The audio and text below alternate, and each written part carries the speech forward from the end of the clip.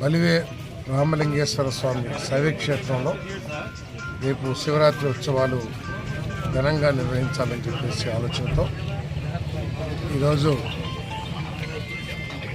ఈ ప్రాంత ప్రముఖులతో ఈ గ్రామ పెద్దలతో చర్చించడం జరిగింది. అదేవిధంగా దేవాదాయ శాఖకు సంబంధించిన అధికారులతో సంవత్సరం సరిపోయినన్ని అరేంజ్మెంట్స్ లేకపోవటం మూలంగా జల్లు స్నానానికి కానివ్వండి, లేకపోతే నదిలో స్నానానికి కానివ్వండి, నీరు లభ్యత లేకపోవటం కానివ్వండి, సరిపోయినంత మందికి జల్లు స్నాన ఏర్పాట్లు చేయకపోవటం మూలంగా కూడా కొంత ఇబ్బంది ఏర్పడిందని చెప్పేసి ప్రాంత ప్రజలు తెలియజేస్తూ ఉన్నారు. ఈరోజు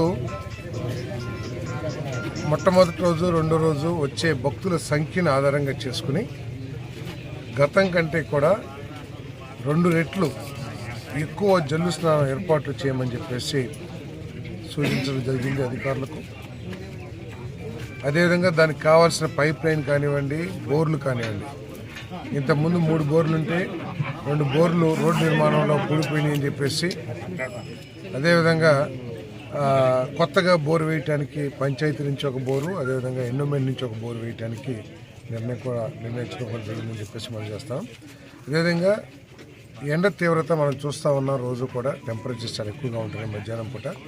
సో ప్రజలు ఎవరు కూడా ఇబ్బంది పడుకోకుండా వాళ్ళకి మంచినీటి వసతి కోసం విజయ డైరీ చైర్మన్ గారిని రిక్వెస్ట్ చేశాం.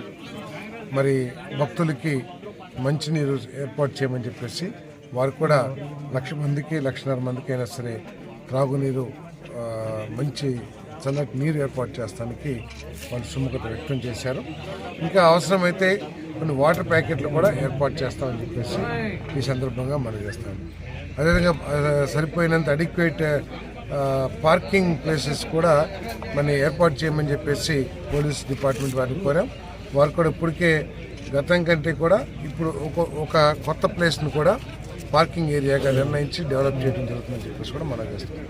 మరి ఇటువంటి ఈ పిట్ పాకెటింగ్ కానివ్వండి, లేకపోతే ఇటువంటి దుర్ఘటనలు జరగకోకుండా వీడియో కెమెరాస్ కూడా పెట్టాలని చెప్పేసి నిర్ణయం తీసుకున్నాం.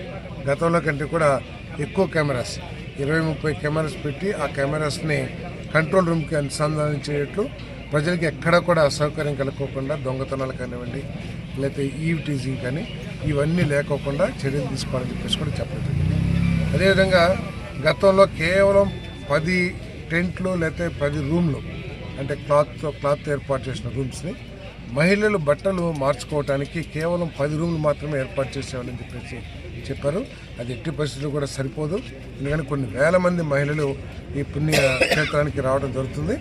వారి కోసమని 50 రూమ్లు ఏర్పాటు చేయమని చెప్పారు. 50 రూమ్లు ఏర్పాటు చేయడమే కాకుండా ఆ ప్రాంతం అంతా కూడా మహిళా పోలీసు పర్యవేక్షణలో పెట్టాలని చెప్పేసి కూడా సూచించడం జరిగిందని చెప్పేసి మనం చేస్తున్నాం. అదేవిధంగా పోలీసులు కూడా సరిపోయినంత మంది ఏర్పాటు చేసి ఎటువంటి ఇబ్బంది లేకుండా కూడా చూడమని చెప్పాం. ఏదేమైనా సరే రేపు శివరాత్రి ప్రజల సౌకర్యాలను దృష్టిలో పెట్టుకొని అన్ని వసతులు కూడా ఏర్పాటు చేయాలి. ఇప్పుడు శానిటేషను లేకపోతే బ్యారికేడింగ్ ఇవన్నీ కూడా దేవాలయ డబ్బులు ఖర్చు పెట్టుకోకుండా R&B దగ్గర పర్మనెంట్గా ఉంటాయి. ఇది బ్యారికేడింగ్ వీఐపీలు వచ్చినప్పుడు కానివ్వండి, లేకపోతే ఏదైనా కార్యక్రమాలు. నేను ఎస్సీ గారితో మాట్లాడాను.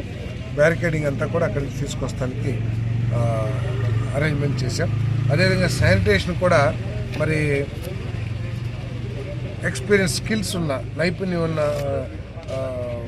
శానిటేషన్ వర్కర్స్, అంటే ఎక్స్పీరియన్స్ ఉన్న శానిటేషన్ వర్కర్స్ ఉంటే శానిటేషన్ బాగుంటుందనే ఉద్దేశంతో డిపిఓ గారితో మాట్లాడి మున్సిపాలిటీ, నూజివీడు మున్సిపాలిటీ, అదేవిధంగా ఏలూరు మున్సిపాలిటీ నుంచి కొంతమంది సిబ్బంది, శానిటేషన్ సిబ్బంది మందిని పంపించమని చెప్పేసి కోరడం జరిగింది.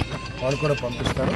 సో ఏదేమైనా సరే ప్రజలకి, అదేవిధంగా బలివే గ్రామస్తులకు, ముఖ్యంగా పిలిగ్రిమ్స్ భక్తులకి ఎటువంటి అసౌకర్యం కలక్కోకుండా చేయాలనేది మా లక్ష్యం.